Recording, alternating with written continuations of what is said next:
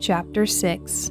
On that night the king could not sleep, and he gave orders to bring the book of memorable deeds, the Chronicles, and they were read before the king. And it was found written how Mordecai had told about Bigthana and Teresh, two of the king's eunuchs, who guarded the threshold and who had sought to lay hands on King Ahasuerus. And the king said, "What honor or distinction has been bestowed on Mordecai for this?" The king's young men who attended him said, "Nothing has been done for him." And the king said, "Who is in the court?" Now Haman had just entered the outer court of the king's palace to speak to the king about having Mordecai hanged on the gallows that he had prepared for him. And the king's young men told him, "Haman is there, standing in the court." And the king said, "Let him come in." So Haman came in, and the king said to him, "What should be done to the man whom the king delights to honor?" And Haman said to him, "Whom would the king delight to honor more than me?" And Haman said to the king, "For the man whom the king delights to honor, let royal robes be brought, which the king has worn, and the horse that the king has ridden, and on whose head a royal crown is set. And let the robes and the horse be handed over to one of the king's most noble officials. Let him dress the man whom the king delights to honor, and let him lead him on the horse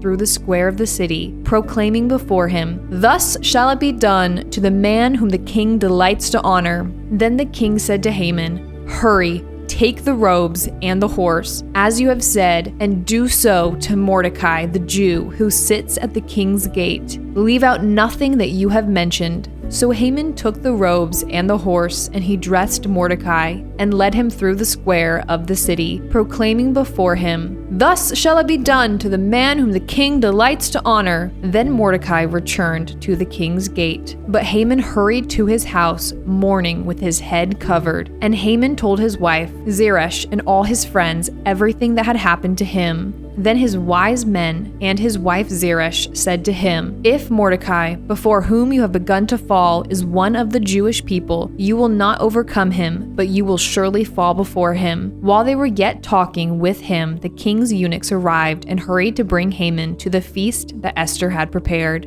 Chapter 7. So the king and Haman went in to feast with Queen Esther. And on the second day, as they were drinking wine after the feast, the king again said to Esther, "What is your wish, Queen Esther? It shall be granted to you. And what is your request? Even to the half of my kingdom it shall be fulfilled." Then Queen Esther answered, "If I have found favor in your sight, O king, and if it please the king, let my life be granted me for my wish, and my people for my request. For we have been sold, I and my people, to be destroyed, to be killed, and to be annihilated. If we had been sold merely as slaves, men and women, I would have been silent, for our affliction is not to be compared with the loss to the king." Then King Ahasuerus said to Queen Esther, "Who is he, and where is he, who has dared to do this?" And Esther said, "A foe and enemy, this wicked Haman." Then Haman was terrified before the king and the queen. And the king arose in his wrath from the wine drinking and went into the palace garden. But Haman stayed to beg for his life from Queen Esther, for he saw that harm was determined against him by the king. And the king returned from the palace garden to the place where they were drinking wine, as Haman was falling on the couch where Esther was. And the king said, "Will he even assault the queen in my presence, in my own house?" As the word left the mouth of the king, they covered Haman's face. Then Harbona, one of the eunuchs in attendance on the king, said, "Moreover, the gallows that Haman has prepared for Mordecai, whose word saved the king, is standing at Haman's house, 50 cubits high." And the king said, "Hang him on it." So they hanged Haman on the gallows that he had prepared for Mordecai. Then the wrath of the king abated. Chapter 8. On that day, King Ahasuerus gave to Queen Esther the house of Haman, the enemy of the Jews. And Mordecai came before the king, for Esther had told what he was to her. And the king took off his signet ring, which he had taken from Haman, and gave it to Mordecai. And Esther set Mordecai over the house of Haman. Then Esther spoke again to the king. She fell at his feet and wept and pleaded with him to avert the evil plan of Haman the Agagite, and the plot that he had devised against the Jews. When the king held out the golden scepter to Esther, Esther rose and stood before the king, and she said, "If it please the king, and if I have found favor in your sight, and if this thing seems right before the king, and I am pleasing in his eyes, let an order be written to revoke the letters devised by Haman the Agagite, the son of Hammedatha, which he wrote to destroy the Jews who are in all the provinces of the king. For how can I bear to see the calamity that is coming to my people? Or how can I bear to see the destruction of my kindred?" Then King Ahasuerus said to Queen Esther and to Mordecai, the Jew, "Behold, I have given Esther the house of Haman, and they have hanged him on the gallows,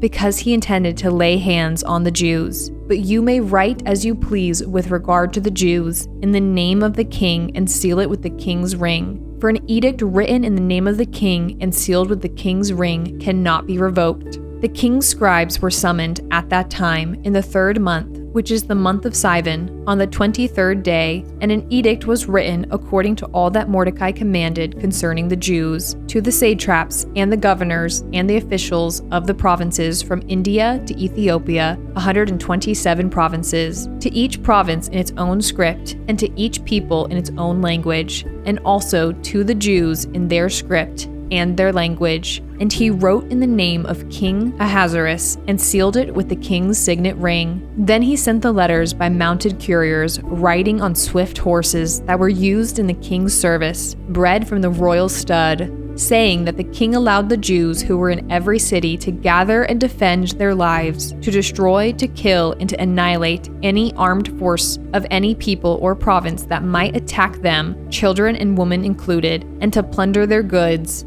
on one day throughout all the provinces of King Ahasuerus on the 13th day of the 12th month, which is the month of Adar. A copy of what was written was to be issued as a decree in every province, being publicly displayed to all peoples, and the Jews were to be ready on that day to take vengeance on their enemies. So the couriers, mounted on their swift horses that were used in the king's service, rode out hurriedly, urged by the king's command, and the decree was issued in Susa, the citadel. Then Mordecai went out from the presence of the king in royal robes of blue and white, with a great golden crown and a robe of fine linen and purple, and the city of Susa shouted and rejoiced. The Jews had light and gladness and joy and honor. And in every province and in every city, wherever the king's command and his edict reached, there was gladness and joy among the Jews, a feast and a holiday, and many from the peoples of the country declared themselves Jews, for fear of the Jews had fallen on them.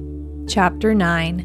Now in the 12th month, which is the month of Adar, on the 13th day of the same, when the king's command and edict were about to be carried out, on the very day when the enemies of the Jews hoped to gain the mastery over them, the reverse occurred. The Jews gained mastery over those who hated them. The Jews gathered in their cities throughout all the provinces of King Ahasuerus to lay hands on those who sought their harm, and no one could stand against them, for the fear of them had fallen on all peoples. All the officials of the provinces and the satraps and the governors and the royal agents also helped the Jews, for the fear of Mordecai had fallen on them. For Mordecai was great in the king's house, and his fame spread throughout all the provinces. For the man Mordecai grew more and more powerful. The Jews struck all their enemies with the sword, killing and destroying them, and did as they pleased to those who hated them. In Susa, the citadel itself, the Jews killed and destroyed 500 men, and also killed Parshathada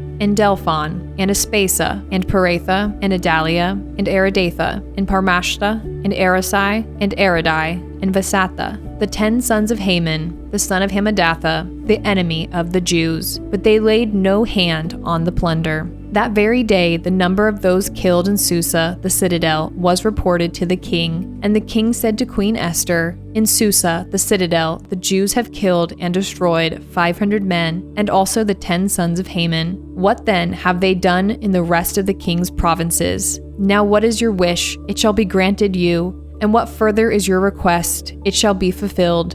And Esther said, "If it please the king, let the Jews who are in Susa be allowed tomorrow also do according to this day's edict, and let the 10 sons of Haman be hanged on the gallows." So the king commanded this to be done. A decree was issued in Susa, and the 10 sons of Haman were hanged. The Jews who were in Susa gathered also on the 14th day of the month of Adar, and they killed 300 men in Susa, but they laid no hands on the plunder. Now the rest of the Jews who were in the king's provinces also gathered to defend their lives, and got relief from their enemies, and killed 75,000 of those who hated them, but they laid no hands on the plunder. This was on the 13th day of the month of Adar, and on the 14th day they rested, and made that a day of feasting and gladness. But the Jews who were in Susa gathered on the 13th day and on the 14th, and rested on the 15th day, making that a day of feasting and gladness. Therefore, the Jews of the villages who live in the rural towns hold the 14th day of the month of Adar as a day for gladness and feasting, as a holiday, and as a day on which they send gifts of food to one another.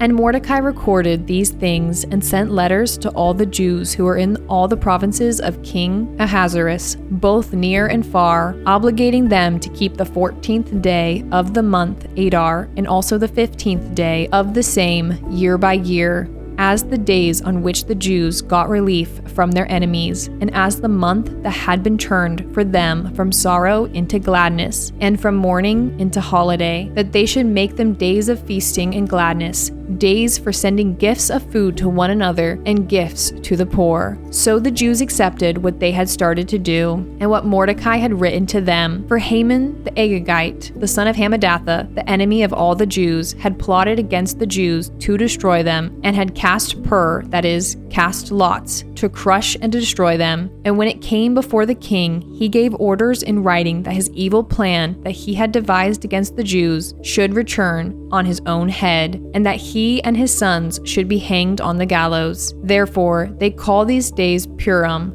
after the term Pur. Therefore, because of all that was written in this letter, and of what they had faced in this matter, and of what had happened to them, the Jews firmly obligated themselves and their offspring and all who joined them, that without fail they would keep these 2 days according to what was written, and at the time appointed every year, that these days should be remembered and kept throughout every generation, in every clan, province, and city, that these days of Purim should never fall into disuse among the Jews, nor should the commemoration of these days cease among their descendants. Then Queen Esther, the daughter of Abihail, and Mordecai the Jew, gave full written authority confirming this second letter about Purim. Letters were sent to all the Jews, to the 127 provinces of the kingdom of Ahasuerus, in words of peace and truth, that these days of Purim should be observed at their appointed seasons, as Mordecai the Jew and Queen Esther obligated them, and as they had obligated themselves and their offspring with regard to their fast and their lamenting. The command of Esther confirmed these practices of Purim, and it was recorded in writing. Chapter 10.